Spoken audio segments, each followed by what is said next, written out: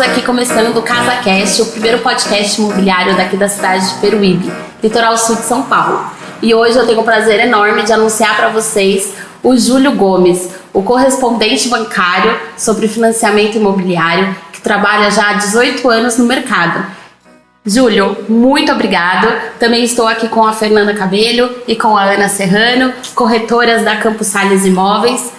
E, Júlio, muito obrigada novamente, né, por você estar aqui. Eu que agradeço a oportunidade, né, novamente, de estar explorando um pouco mais essa área, lidando com os sonhos das pessoas, que realmente hoje é um negócio muito complexo. Sim. E a gente vai tentar tirar aqui nessa coisa as melhores dúvidas que... Porque o financiamento bancário, ele traz isso, né? Traz a possibilidade, exatamente o que você falou, da realização de um sonho. Ele dá uma outra forma da pessoa ter finalmente aquilo, né? Que ela tanto almeja. Tipo, é um trabalho bem incrível. Realmente existem os dois lados. O sonho do primeiro imóvel, é uma coisa muito importante para o brasileiro, é uma cultura brasileira. E também o lado também da segunda casa, que é um sonho de conquista, né? Tanto profissional, que a pessoa já chegou num nível do profissional que tem o direito de ter um segundo moradia de veraneio, né? E nós aqui tão próximos. Não deixa de ser sonho dos dois lados, mas... E nós aqui próximos, assim, de São Paulo também, com acessibilidade, as pessoas têm bastante esse sonho, né? De ter uma casinha na praia. Exatamente. Tanto, a gente vive num mundo tão complexo hoje, tão cheio de pressão, que às vezes as pessoas vêm para recarregar a bateria, para conquistar mais sonhos, né? Sonhos. E é nossa obrigação realmente, tanto da parte de vocês, imobiliária, como do banco, tentar proporcionar isso da melhor maneira possível. É incrível. Ô, Júlio, me conta um pouquinho como que você veio parar aqui em Peruíbe.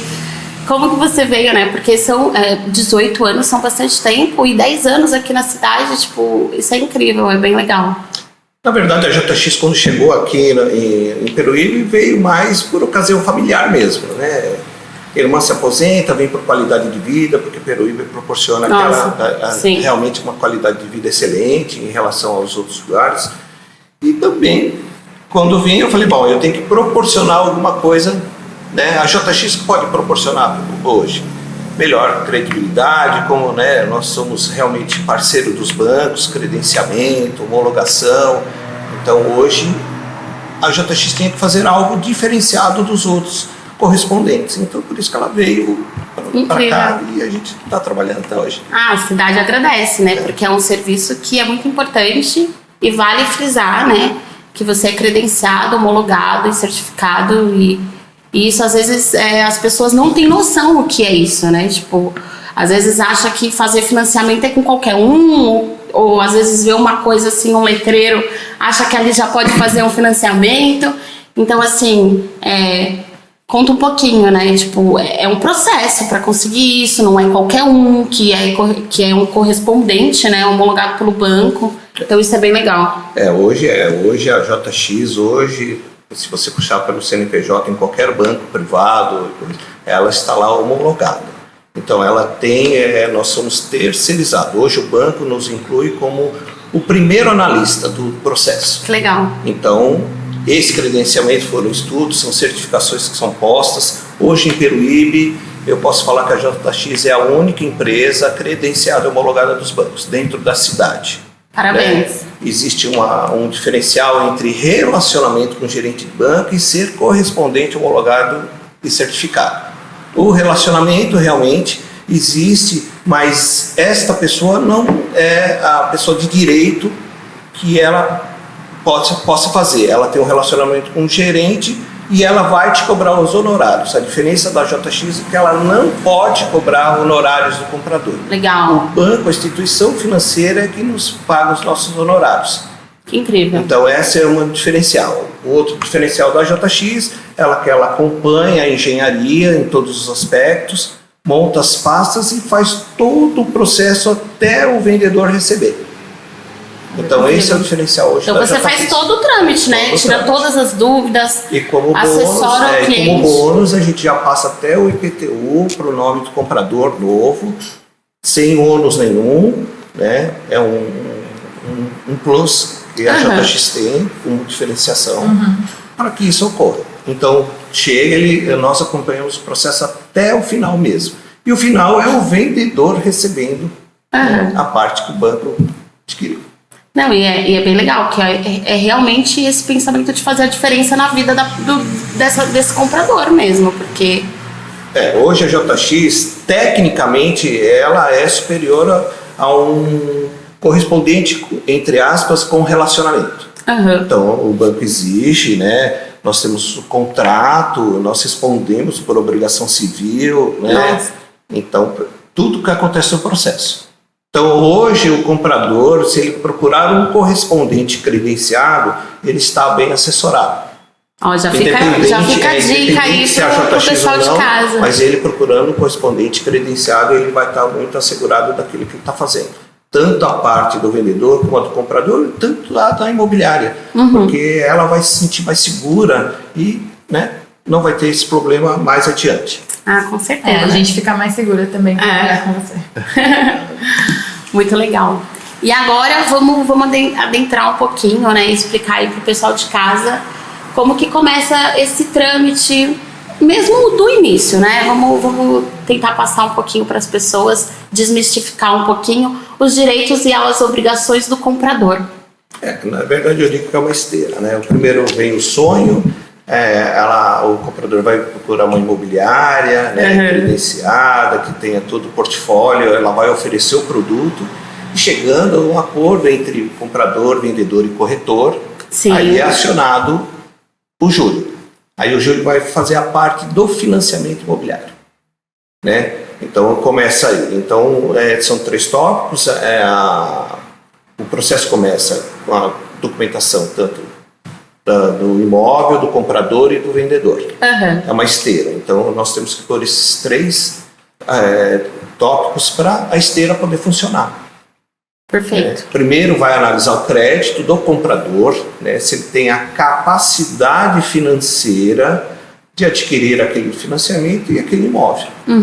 Então entra com a documentação, o analista ele tem um checklist, nós temos um checklist, pelo menos do mínimo, da documentação, vai ser analisado o crédito dele e, se aprovado, já sai a carta de crédito. Perfeito. Então, através disso, aí começa a esteira a funcionar. A máquina, o financiamento imobiliário, começa a funcionar. Então, um grande passo já, né? Sim, depois que ele está aprovado, a máquina ela funciona por si própria. Né? Então, tem a parte da engenharia, que vai no local, vai fazer análise, né, técnica para ver se o imóvel serve como garantia para o banco.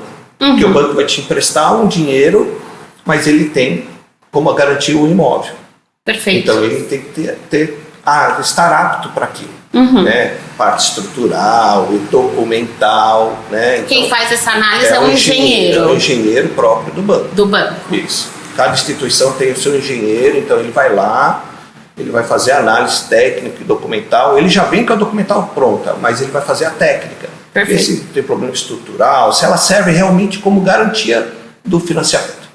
Claro. Né? Então, depois disso, aí vem a parte finalizada, se deu a aprovação da engenharia, aí nós temos quase 70% do processo finalizado, né, que é o grande dia. Aí se marca, né, a grande assinatura, né, que é a aquisição, que o banco é dono do imóvel, alienado, né, o comprador tem a posse, ele tem a posse alienado ao banco. Sim. Depois que ele quitar o financiamento, sai a alienação da matrícula e aí tudo se conclui.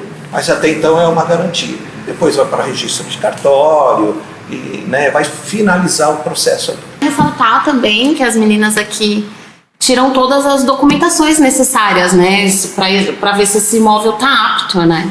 Como eu sempre falo, devido à parceria, as meninas já sabem como funciona. Eu preciso do mínimo de documentação para fazer uma prévia de análise.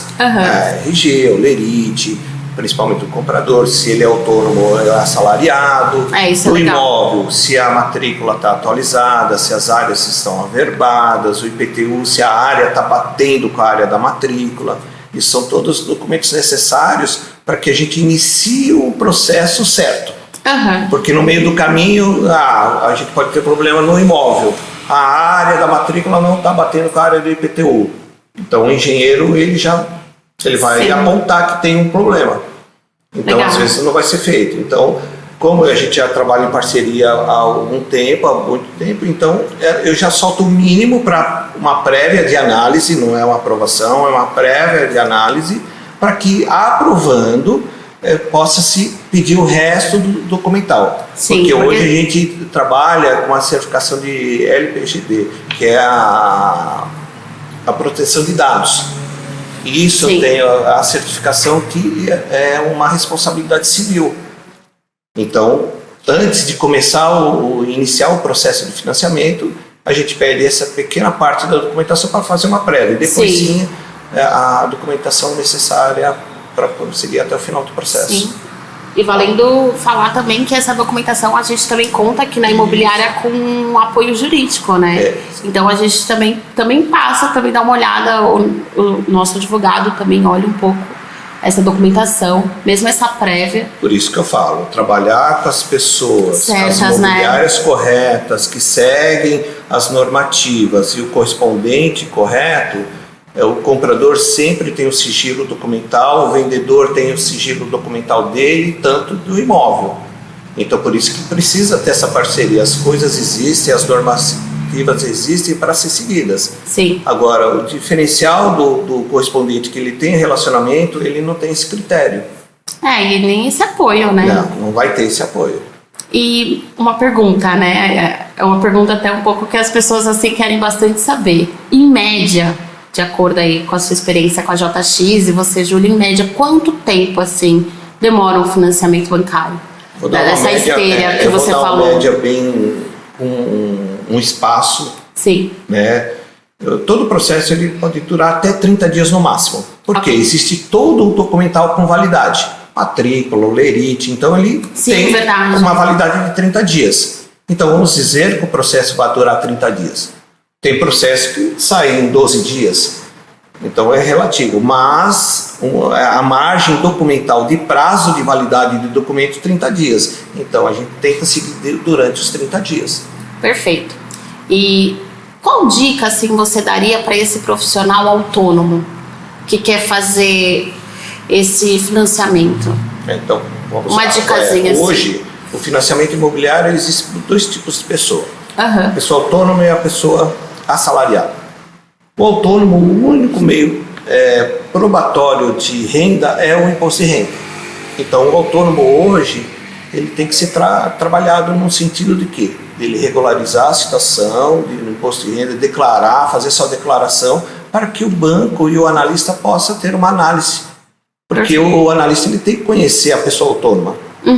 Né? Então, o único meio comprobatório hoje é o imposto de renda. Alguns anos atrás existia o quê? Um Prolabore, um RPA, e hoje não. O banco partiu de um critério que o único meio comprobatório é o imposto de renda. E para a pessoa assalariada, é claro que é o lerite, né? É o comprovante que ele vai ter como de rendimento. Perfeito. E agora, indo para essa parte, né, tipo do score, o que o analista financeiro ele mais olha assim para essa vida financeira, tanto do autônomo, como, não sei se vale falar do autônomo, ou do assalariado?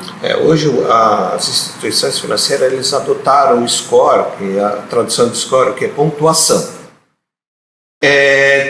Tem alguns níveis de pontuação que levam à credibilidade da pessoa. Então eles vão analisar o que ele fez no contexto comercial.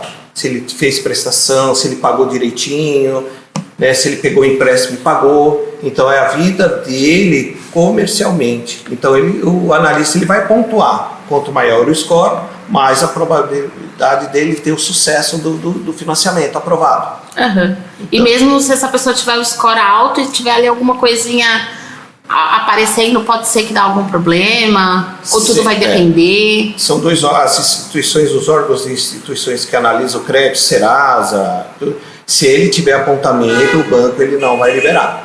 Olha. Mesmo que se for hoje, por a Electro, hoje ela põe muito o cliente no Serasa. E às vezes não foi por uma fé. Ele, na verdade, ele pode ter esquecido de pagar essa conta e ele não sabe.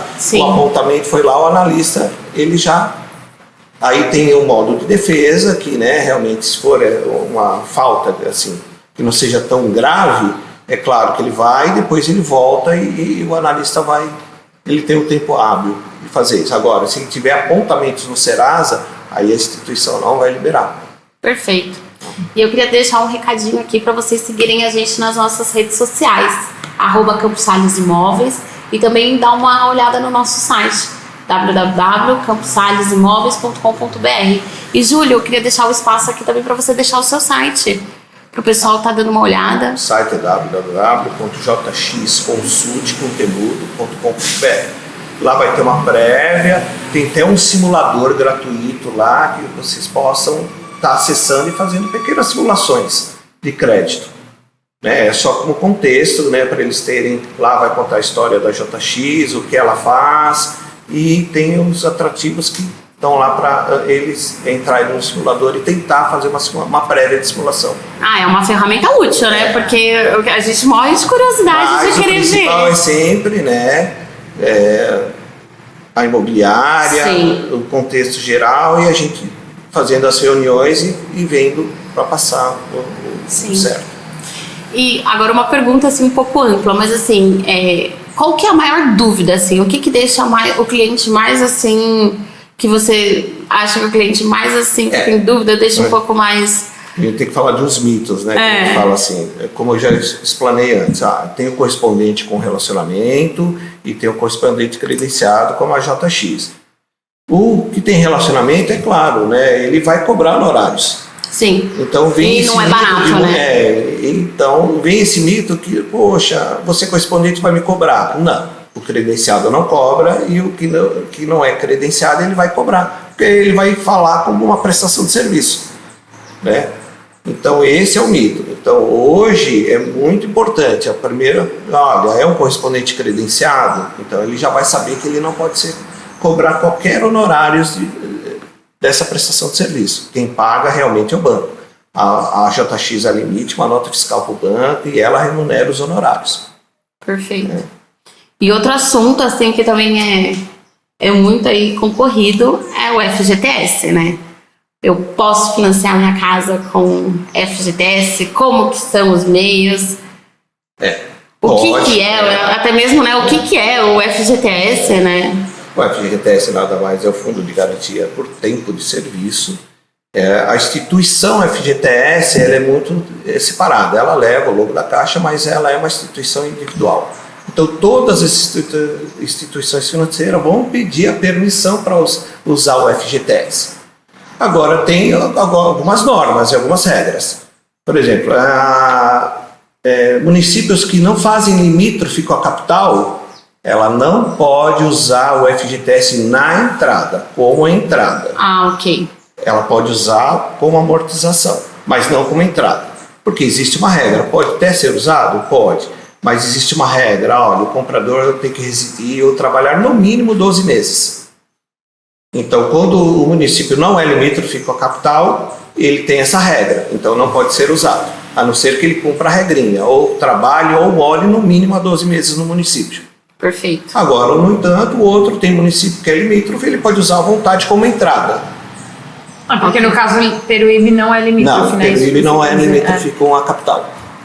Existem as outras, Itanhaém Santos então não tem problema nenhum. Mas, particularmente, Peruíbe não é limítrofe. Ele não pode usar como entrada, mas sim pode usar para amortizar a dívida do financiamento. Aí sim. Aí existe uma outra regra. Ele pode usar a cada 2 anos. A cada 2 anos ele pode solicitar ao FGTS o saldo que ele tem para amortizar a dívida. Incrível. E você estava falando e aí me surgiu uma outra dúvida. Tem um limite mínimo para dar entrada? Existe sim. Para acionar a máquina financiamento imobiliário, existe um limite, um mínimo de financiamento, e também existe a regra. Toda e qualquer instituição ela vai financiar no máximo 80%. Tem algumas instituições que ela pode financiar até 90%. Olha. Né? E os outros ou 20% ou 10% chama-se recurso próprio, ou aquela famosa entradinha, que as pessoas já conhecem. Tem que dar um sinal à entrada. Então, sim, o banco não vai financiar 100%, nunca. Então, quem hoje fala, financia 100%, não é coerente essa resposta. Então, a instituição ela nunca vai financiar 100%, ela vai financiar de 80%, ou tem algumas instituições privadas que financiam até 90%. E tem instituições que financiam até menos, 75%. Então, existe os recursos próprios, existe a famosa entradinha que deixa lá. Mas é incrível, né? Porque é uma grande porcentagem, né? Tipo, isso já é... Você já começa... Ô, Júlio, e a gente falou da entrada, mas é bom ressaltar que o comprador ele tem outras custas também, né? Sim.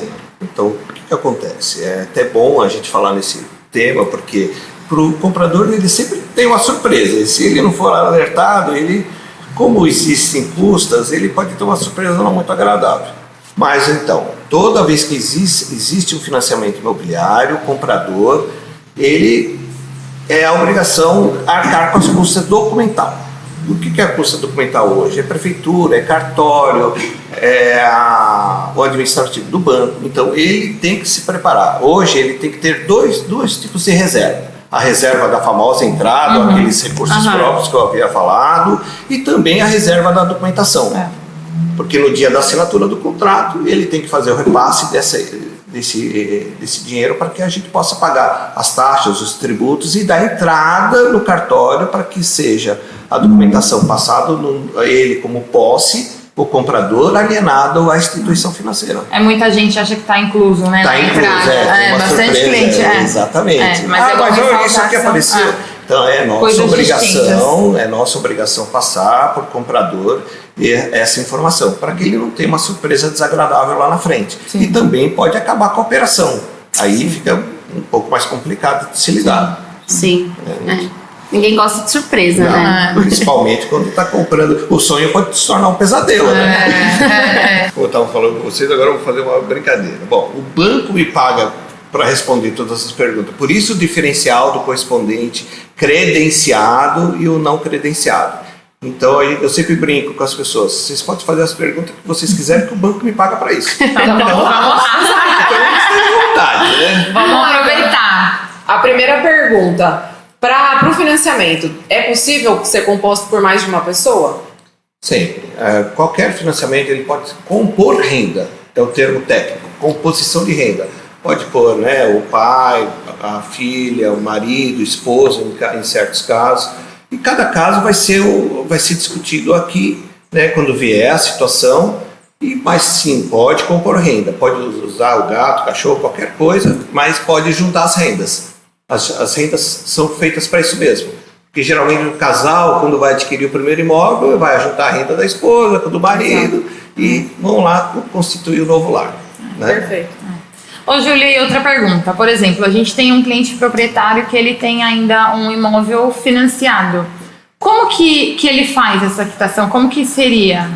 Isso, tecnicamente, se chama assim, ele contém um saldo devedor de financiamento imobiliário. Sim, a casa pode ser financiada novamente? Pode. Não é repasse de financiamento, é um novo financiamento, o valor financiado cubra o saldo devedor. Ele tem que ser igual ou maior, nunca menos, senão não vai quitar o imóvel. Sim. Então ele quita o imóvel primeiro, o banco quita. Mas o saldo devedor, o valor que o próximo comprador está financiando tem que ser maior ou igual ao saldo devedor da dívida antiga. É errado dizer que é como se fosse até uma coisa automática nessa parte de análise de crédito, né? Já é automático. Na parte documental, vamos voltar no documento do imóvel. Por isso que o analista fala, olha, se o imóvel estiver financiado por uma outra instituição, então existe a quitação. Mas quem faz a quitação não é o proprietário, é a instituição financeira, porque ele vai pegar a parte financiável e vai quitar o saldo devedor. Isso é muito importante. Então o comprador e o vendedor não precisa ter receio de nada. Essa preocupação. Não, tem que ficar, não. Vai ser puxado o saldo devedor do dia e aí o banco mesmo vai fazer a quitação da outra instituição ou da mesma instituição. Então é possível ele vender o imóvel mesmo financiado, ainda com o saldo devedor. Isso, exatamente. Mas sempre a regra, o saldo devedor tem que ser igual ou maior do valor financiado do novo comprador.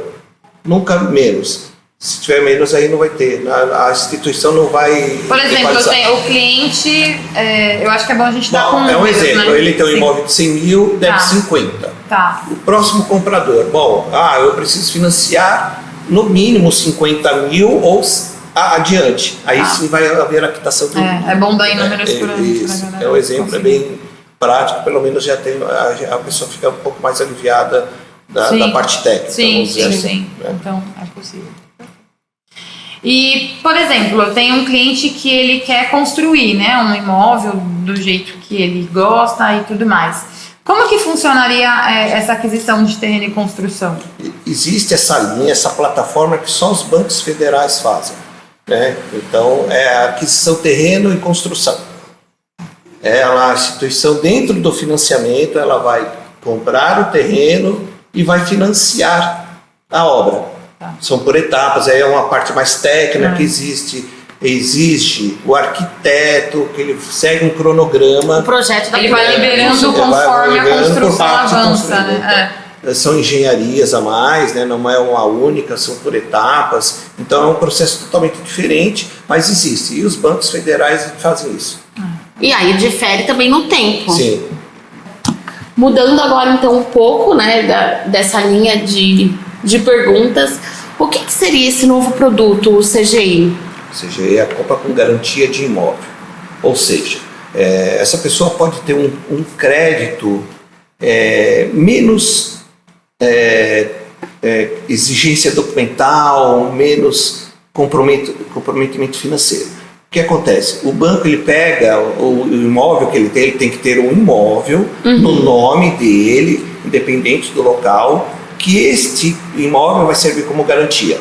Então a liberação do crédito é mais rápida, porque o banco já tem a garantia, que é este imóvel. Mas só que ele vai te emprestar ou financiar no máximo 60% e em 240 meses no máximo, porque todo financiamento imobiliário ele pode ter até uns 420 meses ou 35 anos. Mas a média a gente faz em 360 meses, que são 30 anos, né? Agora o CGI não, ele vai até no máximo 240 meses e financia menos, 60%. O normal é sempre 80%. Entendi. Mas é uma linha, se você não tem, se você pode usar como um dinheiro em cash rápido para compra do próximo imóvel. Sim, porque é um produto bem interessante, né? E uma pergunta. É uma linha descomplicada, né? Ela é mais light de trabalhar, menos burocrática. Menos burocrática. Então, ela vai te servir como segunda alternativa. E tem que estar no nome de pessoa física, não pode ser nome de pessoa jurídica. Então, agradeço aí, você deu já uma entrada. Todo financiamento só pode ser na pessoa física. Não existe na pessoa jurídica. Existe, mas eu tenho um imóvel na pessoa jurídica. Existe, porque ele pagou à vista. Não foi financiado. Não existe crédito imobiliário para pessoa jurídica, só para física. Entendi. Então, esse é já mais um item que... Então, no caso, o comprador não pode ser uma pessoa jurídica, né? Tem que ser uma pessoa física. Pessoa física. Existe o quê? Ao contrário hoje. Existe no Banco Federal uma linha de crédito que chama Minha Casa Minha Vida, né? Que o que acontece? Esta linha, o vendedor tem que ser pessoa jurídica. Não pode ser mais pessoa física. Que legal. Né? Então ela exige que o vendedor seja pessoa jurídica.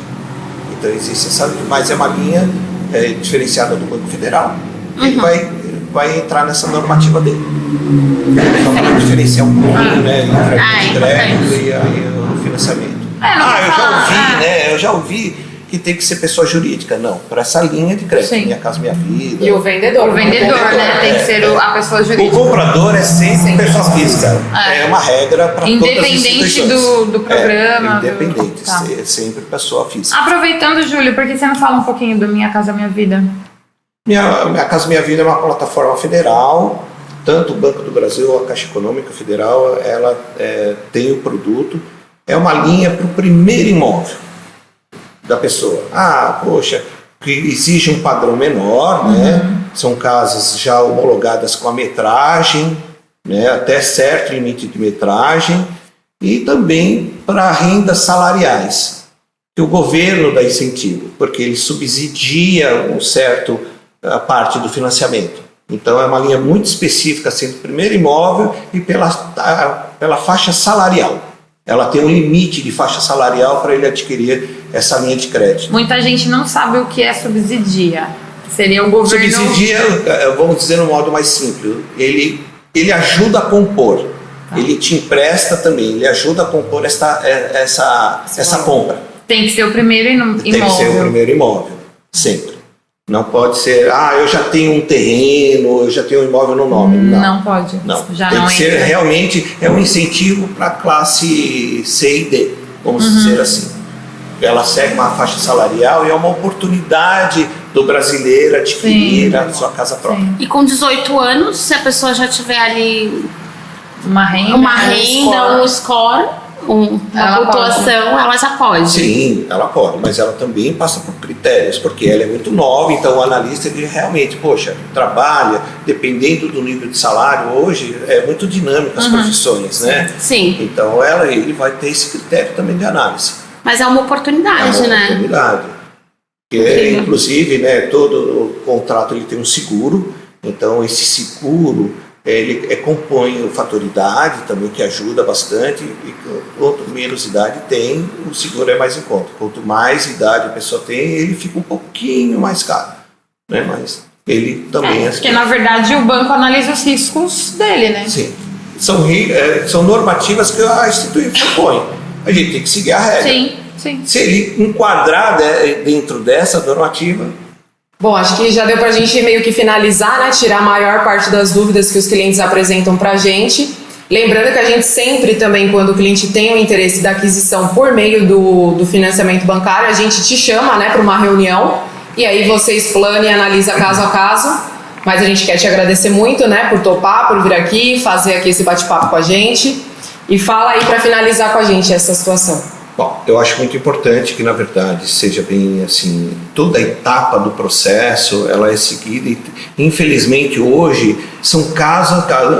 Há um tempo atrás, há uns anos atrás, você tinha uma linha que você ou eu ou vocês eram quase equiparados, mas hoje não. Hoje é muito específico o financiamento, é muito pessoal. Sim. Então, depende do CPF da pessoa e o comportamento dela no estado geral de linha de crédito.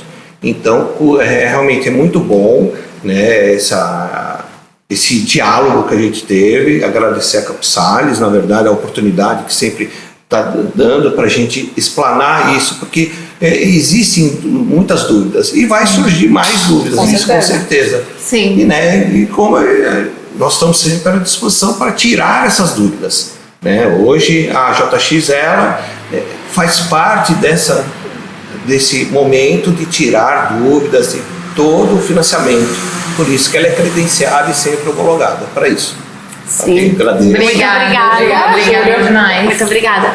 E relembrando também que a Campos-Sales agora está querendo trazer justamente essa ideia, né, com o CasaCast, né, com o podcast, que é trazer essa conscientização para as pessoas, trazer cada vez mais assim os dois pés na terra e vendo que é possível, né, você adquirir o seu imóvel. E muito obrigada. E sigam a gente nas nossas redes, deixa aí de novo o recado e aguardem até os próximos episódios. E também deixo aqui aberto para vocês perguntas que vocês tiverem. Quem sabe o Júlio volta aqui para trazer parte 2, uma parte 2, perguntas mais específicas, relembrando que esse foi um episódio bem generalizado e que estamos abertos sim a algumas perguntas, né, que vocês tiverem. Muito obrigada e até o próximo, gente. Obrigada.